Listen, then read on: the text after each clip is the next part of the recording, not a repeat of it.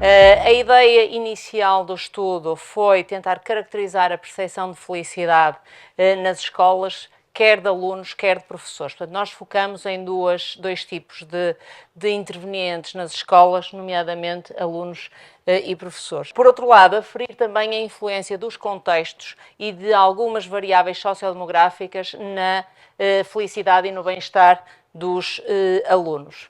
E, por outro lado, em terceiro lugar, aferir também a importância de algumas variáveis relacionadas com o desenvolvimento sustentável e a sustentabilidade e o futuro do planeta.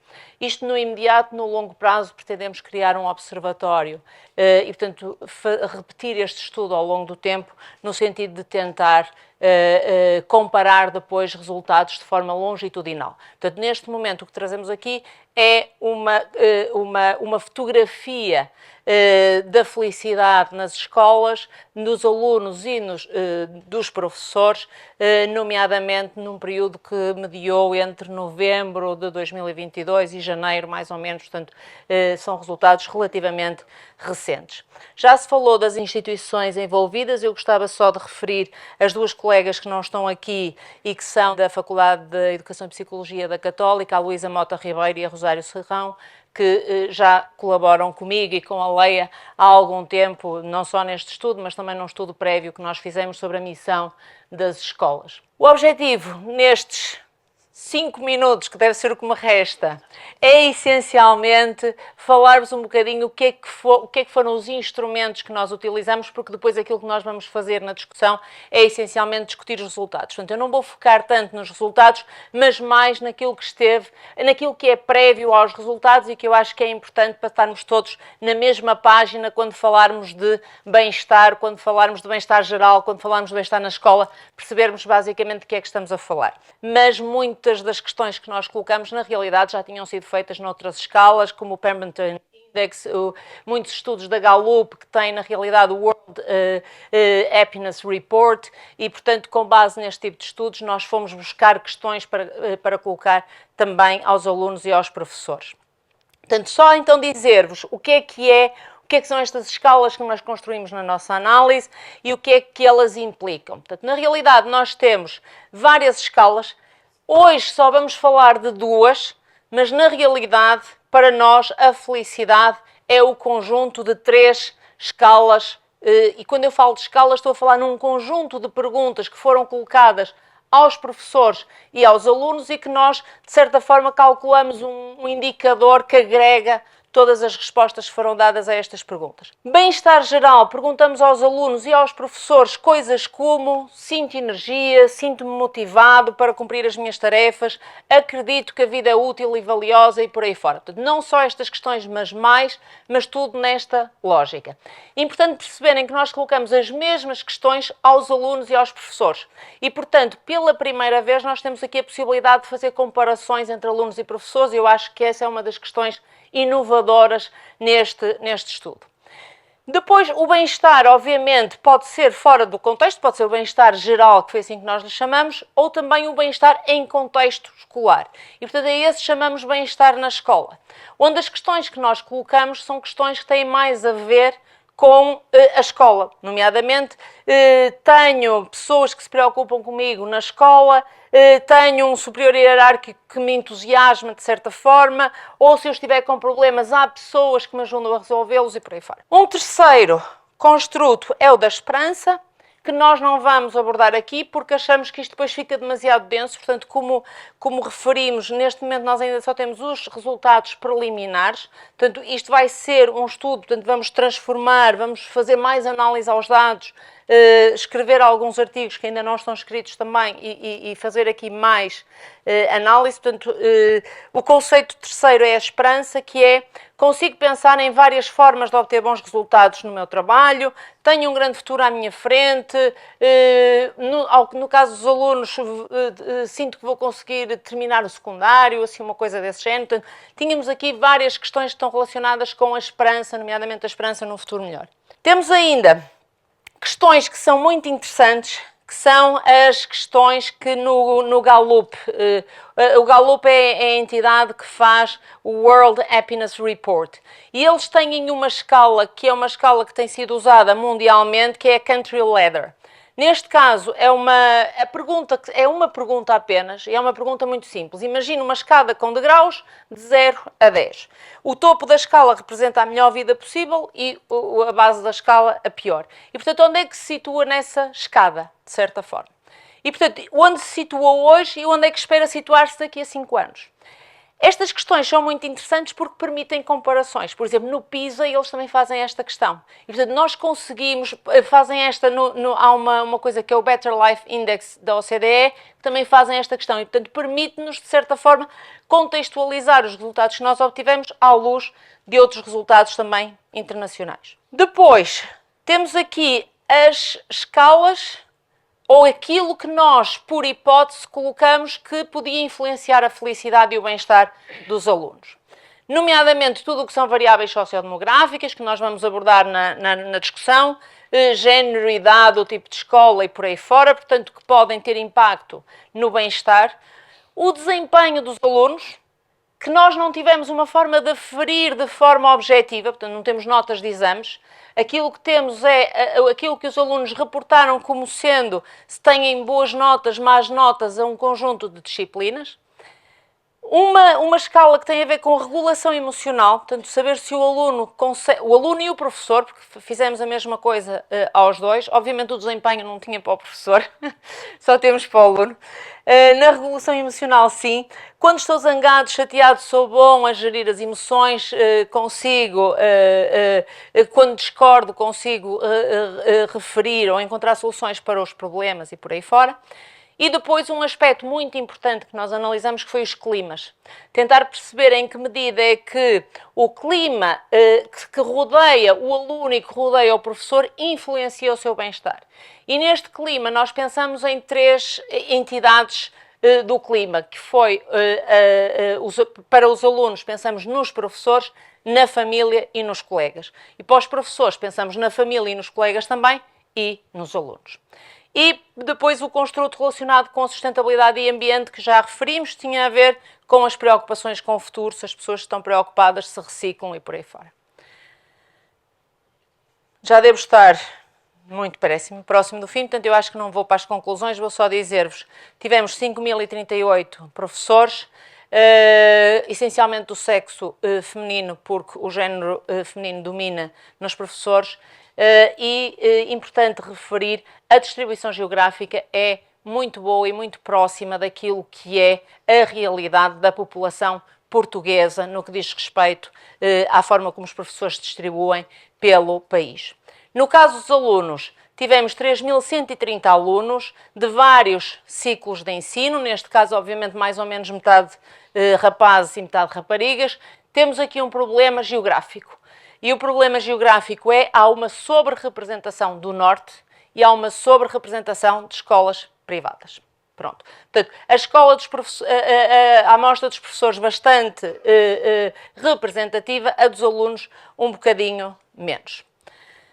E, portanto, se eu não tiver tempo para as conclusões, muito rapidamente, então, só aqui alguns aspectos-chave e depois passamos para a discussão. Em termos gerais, aquilo que nós fizemos e que podemos fazer é comparar os valores obtidos na felicidade, nas escalas de felicidade para os alunos e para os professores, e percebemos, no geral, que os professores apresentam valores...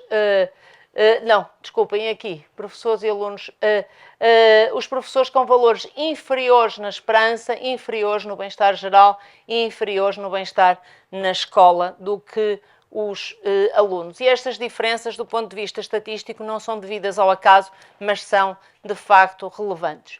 Em termos das razões para a felicidade, aqui as diferenças não é tão relevante analisar estas diferenças, mas também aqui aquilo que aconteceu foi os alunos, essencialmente, com valores superiores ao dos professores, exceto na sustentabilidade e no ambiente, onde parece que os professores, de facto, têm mais preocupação que os alunos.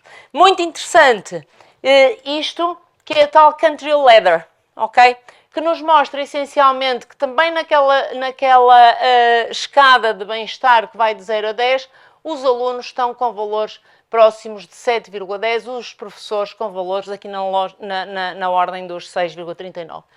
Já agora, eu fui verificar, no PISA em 2018, também se questionaram os alunos portugueses e todos os alunos, sobre o lugar onde se situavam aqui na escala. E no PISA, em 2018, o valor era muito próximo deste 7,10. Portanto, na realidade, o que não deixa de ser estranho, porque, entretanto, entre 2018 e 2022 houve uma pandemia. Mas os valores, na verdade, mantiveram-se mais ou menos idênticos àqueles que nós temos no PISA 2018. Portanto, penso que depois estes aspectos-chave, que são o impacto do clima, das várias variáveis, no bem-estar dos alunos e dos professores, penso que é isso que nós vamos debater e, portanto, se calhar não vale a pena estar aqui agora. Muito bem.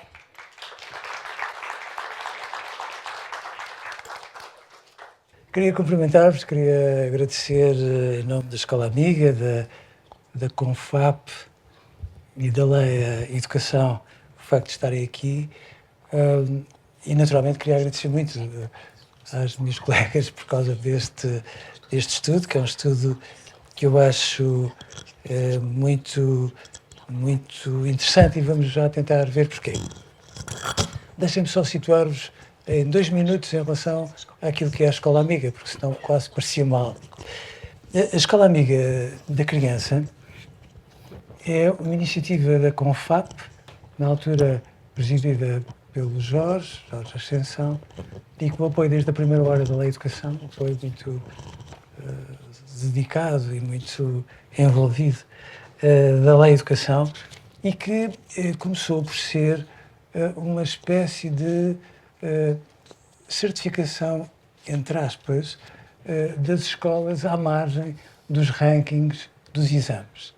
E aquilo que era a nossa preocupação era dizer, bom, há outro conjunto de fatores que são absolutamente indispensáveis na maneira de caracterizar uma escola, provavelmente nós não os tomamos em consideração tanto quanto devíamos e, portanto, vamos lá trazê-los de forma a que possamos discutir sobre todos eles.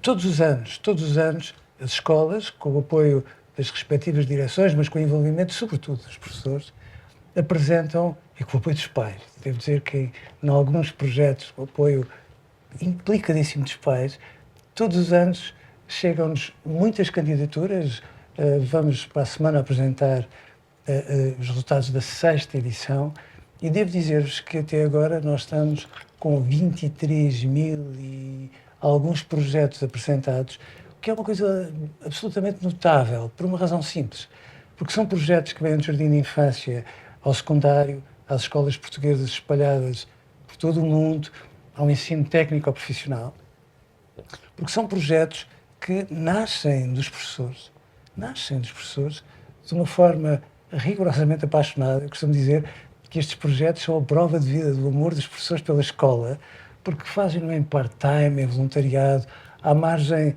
dos objetivos curriculares, das metas curriculares e com o grande envolvimento que têm de trazer os alunos para as descobertas das mais diversas áreas, fazendo uma coisa muito bonita, que é abrindo completamente as portas das escolas ao meio envolvente, às novas tecnologias, aos novos problemas que têm a ver com a humanidade, à sustentabilidade, e tudo isto organiza-se em 8 categorias, que eu não vou estar aqui, de facto, a enumerar, porque não faz muito sentido neste momento.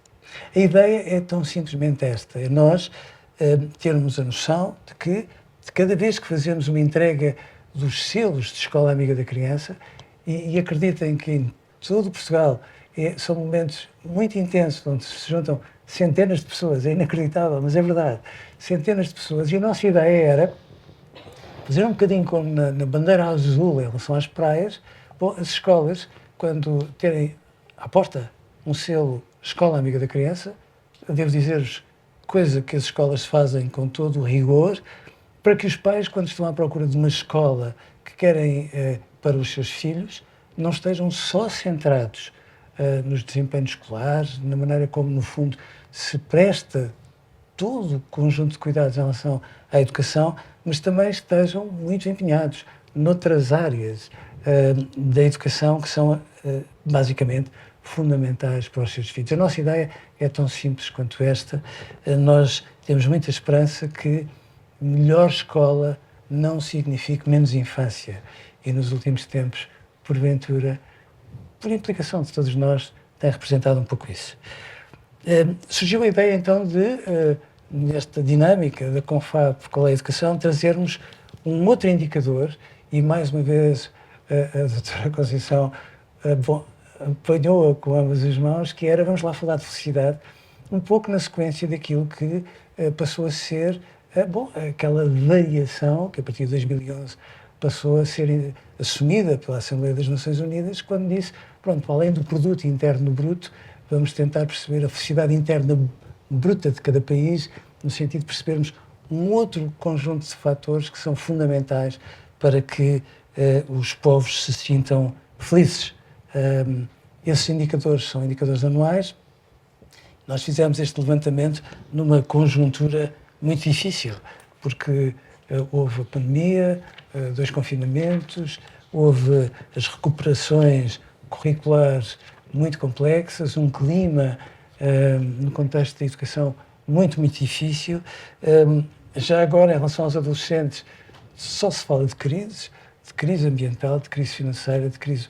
O futuro é uma crise pegada para os adolescentes, portanto, a nossa expectativa era, bom, e agora, quando nós vamos falar de felicidade, como é que eles a perspectivam hoje e daqui a 5 anos?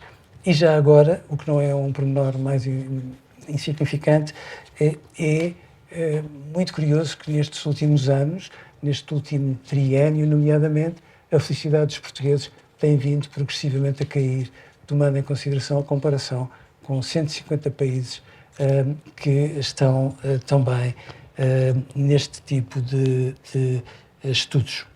E, portanto, a nossa preocupação era um bocadinho esta, vamos lá saber como está a felicidade dos alunos em relação à escola e dos professores em relação à escola.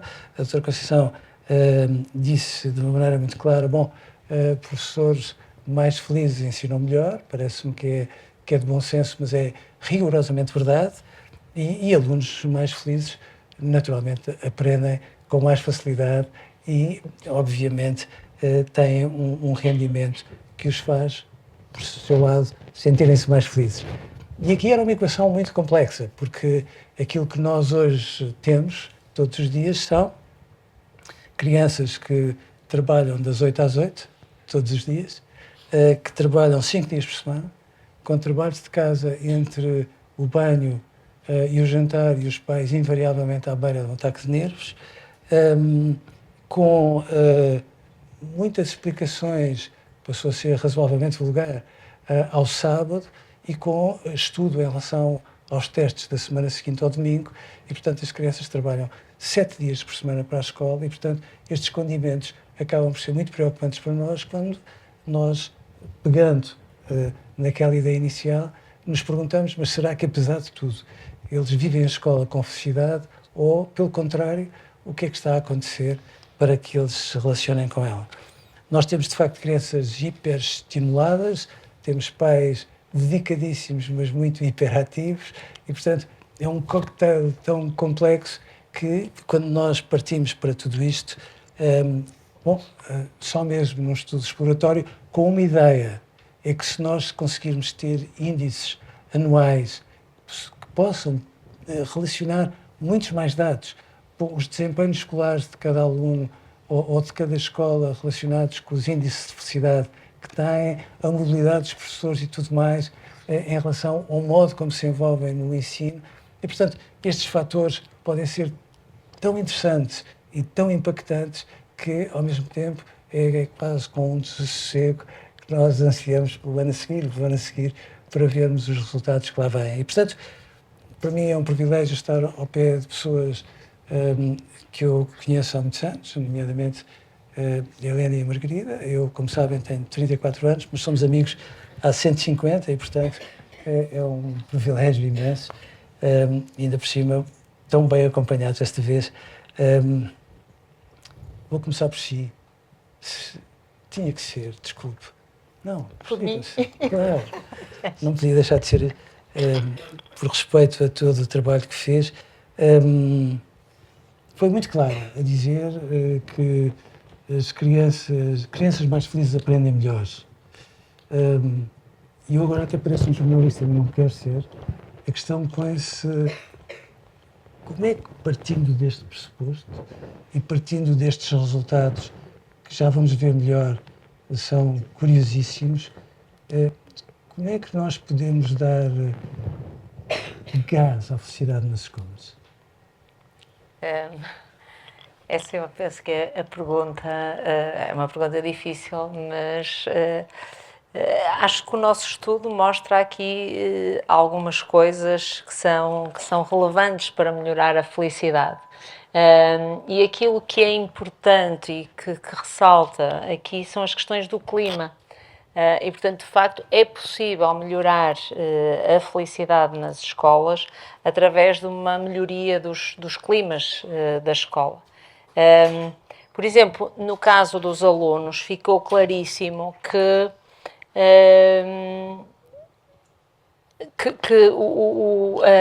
os professores tinham um impacto predominante no bem-estar na escola dos alunos. Isto é, o fator que mais influenciava o bem-estar na escola dos alunos era, na realidade, a relação dos alunos com os professores. E isso eu não sei se era expectável ou não, mas eu acho que é um aspecto muito, muito importante deste estudo e que permite, de facto, melhorar o bem-estar dos alunos na escola, é a sua relação com os professores. E é muito engraçado que o oposto, no caso dos professores, também acontece. Isto é, no caso do inquérito aos professores, também se verificou que para o determinante do bem-estar dos professores, nomeadamente do bem-estar, é muito engraçado porque no caso dos alunos, o bem-estar na escola é que é essencialmente determinado pelos professores. Mas no caso dos professores, o bem-estar geral dos professores, isto é, o seu sentido de vida, é determinado pelos alunos. E na escola é essencialmente determinado pelos colegas. O que não deixa de ser interessante, isto é, os alunos desempenham um papel muito importante na vida do professor. E isso eu também acho que acaba por ser verdadeiro, não é? Porque eu acho que ser professor é, acima de tudo, ter esta motivação para mudar e para fazer as pessoas crescerem e serem felizes, de certa forma. E, portanto, acho que há aqui um papel mútuo dos professores na vida dos alunos e dos alunos na vida dos professores que surgiu deste estudo. Margarida, a Conceição disse a determinada altura e com o vosso apoio muito próximo que o bem-estar geral dos alunos podia até depender das notas, mas acima de tudo, mais importante que as notas, o bem-estar na escola dependia da relação com os professores. Ou seja, para eles se sentirem bem com a vida, em vários aspectos. Claro que as notas não seriam um pormenor insignificante, mas para se sentirem bem na escola, o que era definitivamente importante não era outra coisa, as notas, não era mais nada, era a relação com os professores. Numa altura em que os professores às vezes são um bocadinho maltratados, mal entendidos e às vezes até se começa a acenar com a inteligência artificial para dar a ideia de que o professor é um bem de segunda necessidade, os adolescentes estamos a chamar à terra e a chamar à razão.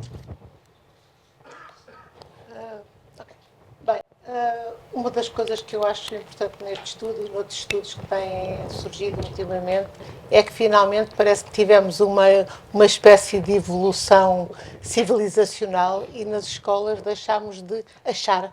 Portanto, aqui há uns 10 anos cada um achava para o seu lado e então o diálogo era difícil de professores para pais, de professores para alunos, de dirigentes para professores, porque cada um achava da sua maneira e agora nós, para acharmos coisas, sentimos na obrigação de ir beber a dados. Pronto. Isso acho que é uma coisa fantástica e este estudo é mais um estudo que nos vem validar cientificamente o que achamos. Pronto. Não podemos limitar-nos a achar. Dito isto, este é um estudo exploratório e se eu tivesse que dizer o que é mesmo importante neste estudo, eu diria que é o primeiro estudo que eu conheço que perguntou a mesma coisa aos professores e aos alunos. porque eu conheço muitos estudos em meio escolar que inquirem os professores, inquirem os alunos, ou só os alunos, ou só os professores, mas este tem esta particularidade de perguntar as mesmas coisas aos alunos e aos professores e, por isso, poder comparar. Os outros não fazem isso, não é por serem melhores ou piores, é porque o objetivo do estudo é outro. Pronto. Mas neste caso é interessante. Portanto, eu não me pegava tanto, porque isto depois, olhem, conversas sobre conceitos e sobre a maneira de os medir, nós temos meia horita, não é? E estávamos aqui até amanhã, pelo menos. Mas, portanto, eu acho que deste estudo é assim, as relações interpessoais, que quando nós chamamos clima, eu acho que é um bom termo, o ecossistema e o clima é um bom termo para as questões afetivas na escola. Mas depois dá direito, eu estou ali a ver aquele colega que já está a dizer clima, mas como é que é? Isto tem a ver com a meteorologia? Não, não tem, não é isso, é outra coisa, é outro clima. Mas o clima das escolas, a relação entre alunos, com alunos e professores, entre professores, com a família, é da maior importância para a definição do bem-estar e da felicidade na escola. Aliás, o estudo do Observatório da Saúde Psicológica e Bem-Estar fala de outra coisa, fala da conexão, mas é exatamente a mesma coisa, são as relações interpessoais. Portanto, meus amigos, se acham que as relações interpessoais entre alunos e alunos, alunos e professores, professores e alunos e professores com professores não têm importância, desenganem-se porque é da maior importância. Pronto. E isto foi muito claro aqui, como noutras coisas. A outra coisa também interessante é a questão exatamente das competências socioemocionais, daquilo da autorregulação, que é um conceito muito interessante, mas também estávamos aqui até amanhã para o dissecar, portanto, fiquemos só com esta, que para além das notas, a maneira como nós conseguimos estar com os outros, gerir a nossa relação com os outros de maneira a ser agradável para nós e também deixarmos que seja agradável para os outros, ou seja, não é tudo para mim, nem deixo que seja tudo para os outros, esta regulação.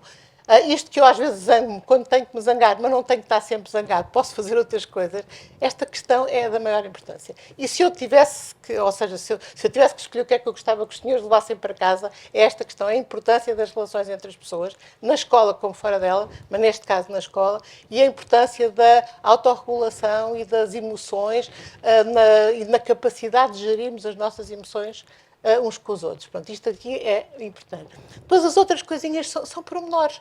Nós não podemos sair daqui com 100 coisas, porque se nós esquecemos de tudo quando passamos desta porta para fora. Se nós sairmos daqui com estas duas coisas, eu acho que é um avanço fantástico que nós tivemos aqui. Portanto, a doutora Conceição falou nisso e muito bem agora aqui, e eu acho que era isto que eu gostava que saísse. Portanto, relações, se é mais assim, se é mais assado, eu não ia falar nisso. As relações são importantes entre professores e alunos, entre alunos e professores, com os professores e com os alunos e com a família.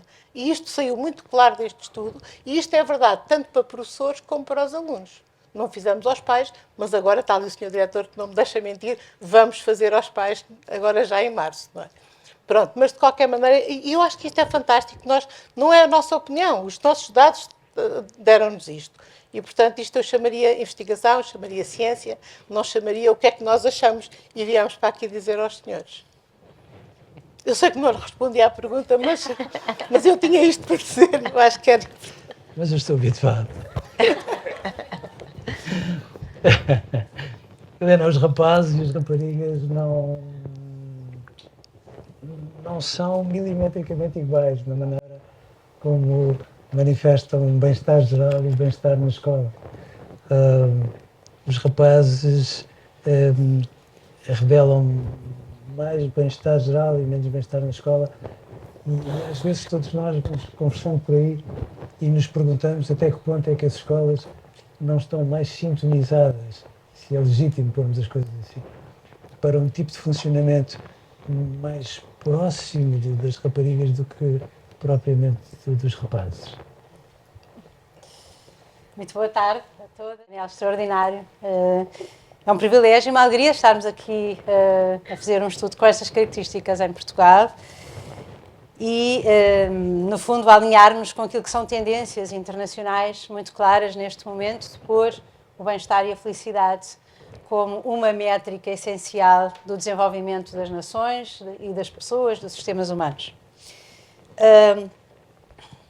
Queria, se não te importas, só fazer um comentário relativamente às questões aqui também já apresentadas pelas minhas caríssimas colegas, e que é, no fundo, a dimensão relacional reforça tudo o que a investigação científica tem mostrado quando estuda a felicidade e o bem-estar, que é que a variável mais importante para a longevidade, para a saúde física e psicológica e para a qualidade de vida em geral, é, de facto, ter relações positivas com as pessoas significativas à nossa volta.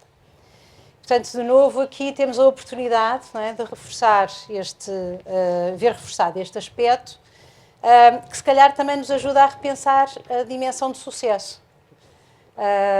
O que é hoje sucesso?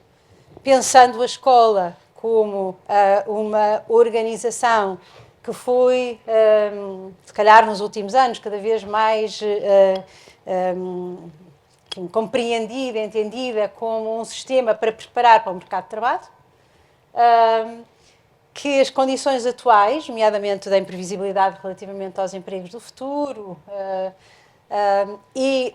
o facto de termos um crescendo de doença mental no mundo e em Portugal em particular, nos leva a voltar a pensar o que é que está a acontecer nos nossos sistemas humanos e como é que a qualidade das nossas relações está a ser, às vezes, danificada por outro tipo de valores, nomeadamente de competitividade, individualismo, depressão, para um certo tipo de sucesso. E isso prende-se, ou esta visão prende-se com a questão que me levantaste, que é também aqui os nossos resultados validam aquilo que nós temos visto em termos mundiais na investigação nestas áreas e não apenas nesta faixa etária, não é? Dos alunos. As mulheres estão em mais sofrimento psicológico. Inclusivamente, o estudo mostra aqui a dimensão do impacto do contexto socioeconómico nas raparigas, que é um impacto que não aparece, que não se vê aqui nos rapazes, por exemplo. Não é? E, portanto, há uma parte muito importante da população que tem neste momento que ser protegida, porque é aquela que está mais fragilizada do ponto de vista psicológico. E este sinalizador tem também a ver, diria eu, com uma expectativa social que continua muito elevada sobre o que é que se espera das raparigas, das mulheres, e do investimento que têm que fazer, nomeadamente para serem capazes de estar ao mesmo nível dos homens. Esta dimensão, não é, de olharmos, por um lado, para um bem-estar e para uma felicidade que é enraizada, sobretudo, naquilo que as teorias da felicidade chamam a felicidade eudaimónica. Não é? A palavra é grega, aristotélica. Eu significa bom e daimon, essência, ou espírito.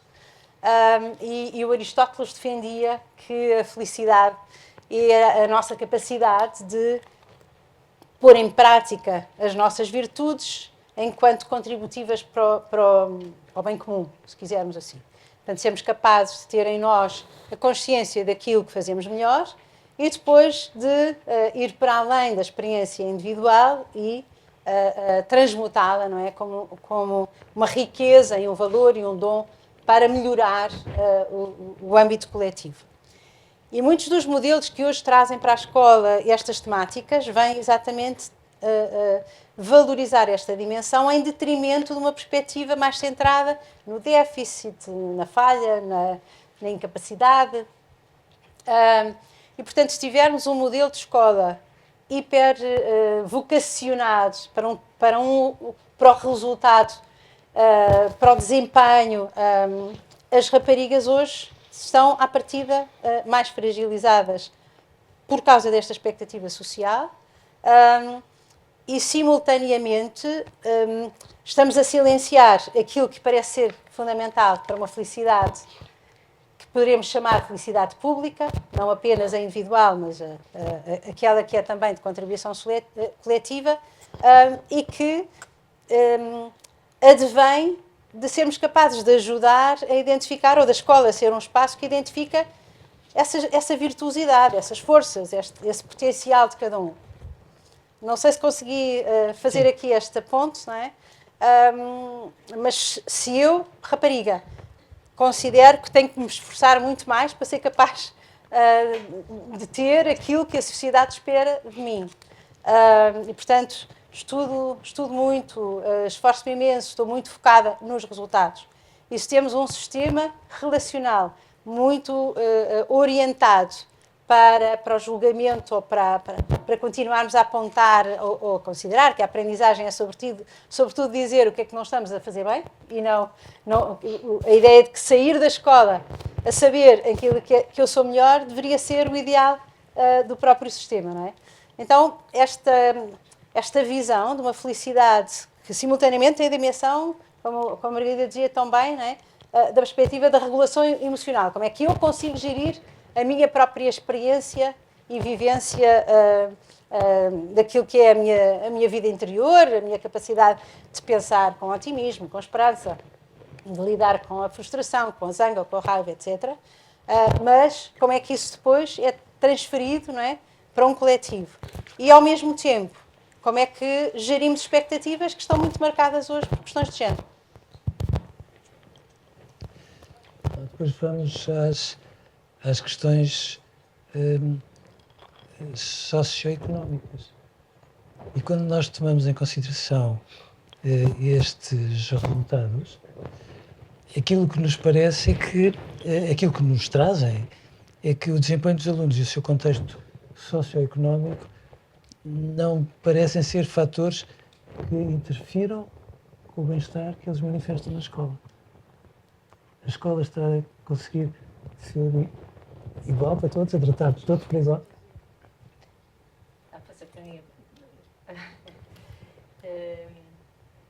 Esse resultado eu acho que foi bastante interessante, porque nos resultados do PISA, por exemplo, em 2018 o PISA dedicou um inquérito inteiro a tratar das questões de bem-estar, bullying e uma série de outras coisas. E algumas das conclusões do estudo foi, por exemplo, que os rapazes de facto tinham, em geral, pior bem-estar que as raparigas pior bem-estar que os rapazes, portanto os rapazes com melhor bem-estar que as raparigas, e o contexto socioeconómico também era relevante e, portanto, as pessoas com um contexto socioeconómico mais elevado tinham melhor bem-estar do que aquelas que tinham um contexto socioeconómico mais baixo. Curiosamente, eu retirei do PISA os dados para Portugal e em Portugal essa relação entre o contexto socioeconómico, mesmo no PISA, e o bem-estar não é muito relevante. E o nosso estudo vem confirmar também isso, que de facto o contexto não parece ser de todo relevante, em concreto naquilo que diz respeito ao bem-estar na escola. Isto é, e isso é um aspecto que do meu ponto de vista é de facto muito positivo, porque quando nós falamos da equidade nas escolas, aquilo que estamos a dizer basicamente é determinados fatores não serem relevantes a explicar os resultados dos alunos. Por exemplo, se eu tenho as classificações dos alunos, as classificações não são determinadas pelo aluno ser mais pobre ou mais rico, ser do género X ou do género Y, ser da etnia Y, X ou Z. Portanto, isto é, as classificações dos alunos têm única e exclusivamente a ver com as suas capacidades inatas, mais nada. Portanto, há variação nas classificações, porque as pessoas não são todas iguais em termos das suas capacidades, mas não por questões relacionadas com isso. E até aqui, no bem-estar, veio-nos dizer um bocadinho a mesma coisa. O bem-estar na escola não depende do contexto socioeconómico, isto é, o facto de eu estar mais confortável economicamente ou menos, não determina a forma como eu me sinto na escola. E isso, de facto, é, do meu ponto de vista, mesmo muito positivo. No bem-estar geral, já não acontece isso. Na realidade, encontramos aqui uns resultados algo diferentes, mas acho que é bastante interessante de assinalar isto que resultou. É um resultado incrível, não é? E depois nos professores, os professores que têm vivido, nomeadamente no último ano, de uma forma muito intensa, com tudo aquilo que nós sabemos em termos de conflitualidade, que discutem salários, mobilidade, condições de trabalho, tudo isso. Quando se trata de discutirmos o bem-estar que eles evidenciam na escola, esses fatores não deixam de ser importantes, mas aquilo que é de facto preponderante são os colegas, os colegas e os alunos, que é quase desconcertante. E é isso mesmo, não é? E é bom sinal. Portanto, realmente neste estudo isso foi óbvio e noutros estudos também a questão da importância das relações interpessoais. E quando nós vamos às escolas falar com os professores realmente não veem. Essa questão é uma questão importante, a questão laboral, e é uma questão é a sua luta, mas não é contaminante do resto do seu bem-estar. Há espaço para as relações, há espaço, e é curioso também ver até que ponto é que os professores, e não sei se isso será de todo totalmente positivo, porque os professores, digamos, dependem mais da relação com os alunos para o seu bem-estar do que os alunos dependem dos professores. Portanto, as duas relações são importantes, mas é mais importante para os professores os alunos terem uma boa relação com eles do que o inverso. Isto não deixa de ser curioso, porque nós realmente, e nós somos todos professores de algum modo, nós temos que ter várias fontes de autoconfiança e de autoestima que não seja só os alunos. Eu fiz uma vez um estudo sobre o perfil do técnico de reinserção social que mais sucesso tinha, e não é realmente, agora está aqui o professor Juiz Leandro que acompanhou este estudo, e que realmente um afeto desapegado com uma expectativa realista é um perfil muito melhor do que nós nos esgotarmos no afeto por um aluno que tem dificuldades. Portanto, ou seja, nós não podemos ficar dependentes do sucesso de um aluno que tem problemas para o nosso próprio bem-estar. Isso tem que ser importante para nós, mas não nos podemos desgastar ali. Temos que ter outras fontes. Aliás, nós temos também agora no Observatório, peço desculpa estar a falar outra vez disto, mas é uma grande parte da minha vida, uma grande recomendação, e que aqui também se aplica perfeitamente, para o autocuidado dos professores. Os professores têm obrigação, quase, não é? Aliás, como toda a gente que trabalha com gente, em vez de trabalhar com objetos inanimados, de manter um autocuidado, de manter uma saúde psicológica, de tal maneira que, em vez de estar a dar a sua relação ao outro como fonte de saúde psicológica e bem-estar, dê problemas, não é? Um professor perturbado numa sala de aulas consegue perturbar os miúdos, por definição da importância que o professor tem. E, portanto, é isso. Ainda bem que os professores, para além dos problemas laborais que têm, vão buscar um pouco de bem-estar à relação com os alunos e à relação com os colegas. Eu diria que a relação com os colegas poderia ser mais importante ainda, porque é uma relação entre pares, não é? Mas também dos alunos, claro, os alunos são fonte de bem-estar para nós, não devia ser demais, porque senão é um peso muito grande, para os miúdos, não é? Serem importantes para aquele professor. Ai, coitado do professor, ele está tão mal que eu não posso nem apoquentá-lo. Isso não pode ser dita dessa maneira.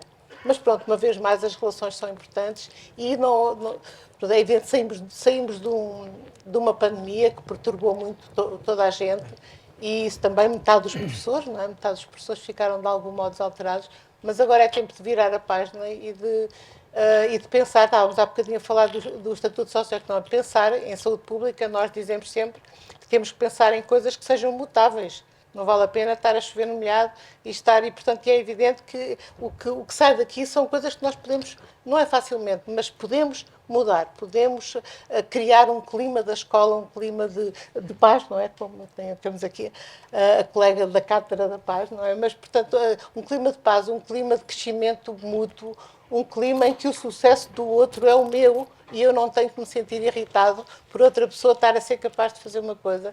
Só tenho que sentir-me contente porque a minha escola está a fazer isso. E, por exemplo, a coesão nas escolas, não é? O sentimento de pertença, que também apareceu aqui connosco, o pertencer à escola é dos melhores indicadores de bem-estar, tanto nos alunos como nos professores. E, portanto, temos aqui coisas possíveis. Não vale a pena estarmos a ficar só tristes, porque há coisas que não são tão boas. Agora acho que respondi. Claro que sim. Os professores adoram ter colo dos alunos, não é? Não podem. Mas adoram. É mais forte, eu acho. Bom, e depois temos a esperança no futuro. E é muito engraçado que alunos e professores são muito claros em relação a isso, tomando em consideração o dia de hoje, aquilo que imaginam a 5 anos de distância, ao contrário daquilo que nós às vezes imaginamos que os adolescentes imaginam, crises, e que os professores estão azedos, e, portanto, obviamente vão estar cada vez mais zangados com a escola. E aquilo que nós temos aqui são os alunos e os professores a perspectivarem-se com a clareza de dizerem, bom, daqui a 5 anos eu convictamente acho que vou estar mais feliz, vou estar melhor. É bonito, não é? É não apenas bonito como vital, porque é difícil imaginar como é que se cresce sem ter um horizonte futuro construtivo. Mas aquilo que nós ouvimos por aí em relação aos adolescentes não é bem isso, é como se eles estivessem sempre dissociados do mundo, distraídos, virados sobre eles próprios, e de repente há aqui uma força que às vezes nós talvez não estejamos a observar bem. Não é? Sem dúvida. É de facto um indicador fundamental e que ainda por cima é particularmente relevante, faz parte de um consórcio internacional de universidades que estuda todos os anos a esperança, o Hope Barometer, o barómetro da esperança. Temos, aliás, neste momento a decorrer a recolha de dados para o que é que dá esperança aos portugueses neste momento. Portanto, se quiserem procurar nas minhas redes sociais o link e ajudarem-nos a perceber o que é que vos dá esperança, será muito importante. E é um indicador que simultaneamente tem vindo a ser investigado na sua relação com o sucesso escolar, mostrando o sucesso escolar e o sucesso profissional, não é? Mostrando claramente que é uma variável determinante para aqueles que têm mais possibilidade de atingir as suas próprias metas. Porque o próprio conceito, sobretudo, talvez a abordagem mais comum ao conceito, que é uma abordagem que define a esperança do ponto de vista teórico como ter metas e objetivos de vida, saber como planear passos para atingir esses objetivos e acreditar na eficácia, na competência pessoal para chegar a essas metas. Perante esta definição, percebe-se porque é que parece ser tão importante que alguém tenha esperança para depois ser capaz de ir fazer o seu caminho de acordo com aquilo que são os seus interesses, necessidades, vontades, motivações, etc. Isto a mim também me faz aqui sublinhar a importância de homenagear os professores num trabalho extraordinário e exigentíssimo e absolutamente fundamentado para as sociedades. A educação continua a ser o motor mais importante para a transformação social.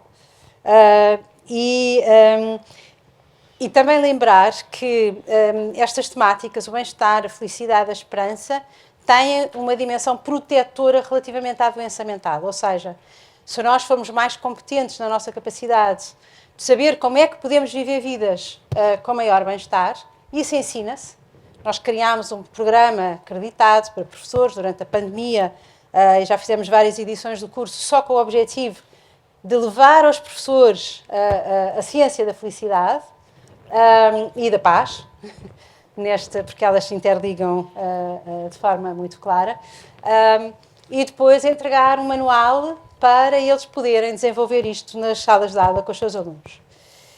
E o objetivo foi precisamente, tem sido, que isto que é a ciência, nós estamos aqui cientistas, possa ser útil na construção de formas de vida e até a esperança se treina. É passível de ser desenvolvida e há estudos em Portugal feitos e programas para treinar a esperança em contexto escolar, por exemplo. Esta dimensão da proteção, não é? Portanto, de pôr, no fundo, ter como tema aquilo que nós queremos atingir como sociedade, é algo que neste momento tem uma grande visibilidade. Falaste há bocadinho e muito bem falámos, já foi falado por mais que um de vós, na questão de termos passado a ter outras dimensões que não apenas os objetivos de desenvolvimento socioeconómico para medir o que é que está a acontecer à vida das pessoas e à qualidade e ao desenvolvimento dos países, precisamente porque percebemos que, apesar de muitas vezes a qualidade de vida material ter melhorado, e felizmente que assim é, ainda que haja muita coisa a fazer e temos ainda muita pobreza para resolver, mas com esse avanço, isso não significou necessariamente que as pessoas estivessem a sentir emocionalmente, do ponto de vista subjetivo, não é? O bem-estar e a felicidade são experiências subjetivas que se sintam mais felizes com a sua vida. E quando percebemos isto, começámos a desenvolver ferramentas para que, porque sabemos o que é que ajuda as pessoas a serem mais felizes, para que todos nós possamos ter esse conhecimento científico a partir da ciência e possamos aplicar no nosso dia-a-dia. E este estudo, neste aspecto, também nos ajuda nessa caminhada tão clara e que permite, simultaneamente, fortalecer relações com mais qualidade. E nós sabemos também, exatamente, do ponto de vista da ciência, o que é que são relações positivas, construtivas, dignificadoras, não instrumentais. E a escola, infelizmente, tem transformado as relações professores-alunos em qualquer coisa que é instrumental. E uma relação instrumental não é uma relação positiva. Okay? É para atingir alguma coisa. Uma relação positiva é a relação em si mesma já é o bem. O estar em relação é o bem. Não é para, por causa daquela relação, eu conseguir qualquer coisa. Então, se calhar o estudo volta a lembrar-nos isto, não é? Que é a relação em si, independentemente de se eu vou ou não conseguir ter as notas esperadas ou... E a conjugação de todos estes aspectos deve nos deixar muito esperançosos em relação ao futuro e a este presente que estamos a viver, mesmo que isso seja contrariar completamente as tendências atuais de um discurso de grande desânimo relativamente à humanidade e à forma como temos evoluído enquanto espécie. Creio que temos que lembrar, e este estudo faz isto, que não podemos silenciar aquilo que é construtivo e positivo, porque ele existe e coexiste e dança diariamente com o mais difícil da existência, que também está presente em vidas profissionais muito exigentes, como é a dos professores, em vidas complexas, como é a dos alunos, que hoje muitas vezes vivem com níveis de ansiedade muito elevados, com medo de falhar, enfim. E é na capacidade de pormos os olhos naquilo que queremos fazer crescer que este estudo também nos ajuda a avançar e a reforçar essa esperança aqui presente. São 4 e 7 minutos. Eu sei que a Margarida e a Helena têm horários muito apertados. Já vi a Margarida olhar para o relógio aflita e preocupada.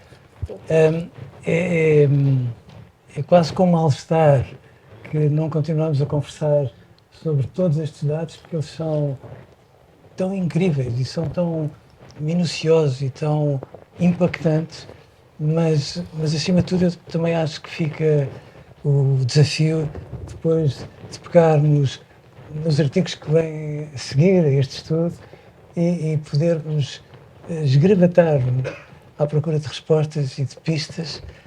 É muito engraçado que nos estejamos a reunir um dia após mais uma comemoração da Convenção Internacional da Universal dos Direitos da Criança. É muito engraçado isto. E é ainda mais engraçado que depois disto tudo, com alguma surpresa para alguns de nós, se nós perguntássemos aos alunos, aos miúdos, aos adolescentes, a toda esta multidão de adolescentes que acabaram por ser inquiridos, basicamente, do que é que tu precisas para te sentires bem? A resposta seria da minha família. Do que é que tu precisas para te sentires bem na escola? Dos meus professores. Do que é que precisas para te sentir bem, tomando em consideração o futuro? E tudo o resto que ele nos traz de sustentável ou de insustentável dos meus professores e dos meus pais. Eu perguntaram ontem o que é que eu achava que podia ser a conclusão mais importante deste estudo, e eu disse, bom, eu nunca tive coragem de telefonar à Conceição a dizer, por favor, vamos lá ver se temos uma conclusão que vá ali em direção a tudo aquilo que representa a história, a Escola Amiga da Criança, mas isto transcendeu tudo, porque de facto era quase motivo para pegarmos nas vulgaridades que às vezes dizemos aos nossos filhos e dizermos aos pais e sobretudo aos pais e aos professores deste país, acordem para a vida, para os nossos filhos o melhor do mundo são as pessoas e para eles, de facto, o melhor que eles podem ter, pensando no hoje e no depois da manhã, é o futuro. O melhor do mundo é o futuro. E é tão engraçado quando nós achamos que eles andam tão aliados de tudo o resto, que eu acho que nós temos que repensar tudo. A maneira como conversamos com eles, aquilo que lhes damos, aquilo que lhes exigimos, porque esta ideia de carreira, de notas, de uma vida absolutamente esmagadora de objetivos que se calhar às vezes são mais nossos do que deles, se calhar está a estragá-los, e é um absurdo, porque nós criámos pessoas tão bonitas que agora era quase uma tolice, na ânsia de nós baralharmos os nossos sonhos com os deles, estarmos a estragar a esperança que eles colocam em nós, no futuro e no mundo, e isso é talvez o desafio que nós todos temos em mãos e que sem este estudo que foi coordenado por Conceição e que teve este apoio preciosíssimo, quer da Margarida, quer da Helena, como de outras pessoas da Universidade Católica, não seria possível. Muito obrigado por terem estado, muito obrigado por terem vindo.